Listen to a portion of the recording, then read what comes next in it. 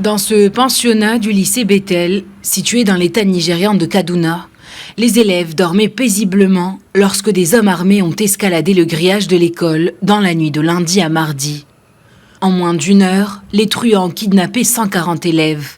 25 ont réussi à s'échapper.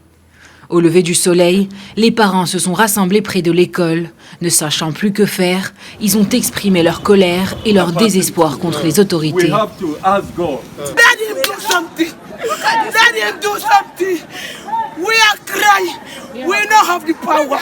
So the total number of students we recovered yesterday.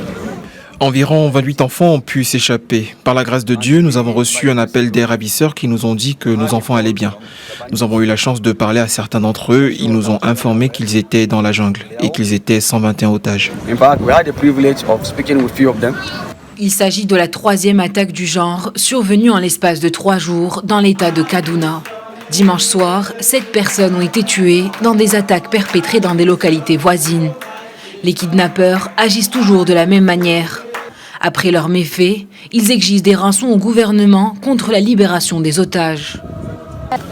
We have agreed with the parents. Nous nous sommes mis d'accord avec les parents pour nous en remettre à Dieu dans cette épreuve. Nous en avons informé le gouvernement. Nous avons ensuite rencontré les autorités qui nous ont promis de faire de leur mieux pour lancer aussi vite une opération de sauvetage et ramener nos enfants sains et saufs. They will do everything possible again. God will hear from heaven. We are here believing. Contrairement à certains gouverneurs, celui de l'État de Kaduna, Nasser Ahmed Al-Rufai, refuse catégoriquement de négocier avec ces groupes armés et de payer des rançons. Afin de ne pas encourager les kidnappings, il avait également menacé de pénaliser toute personne payant des rançons pour retrouver leurs proches.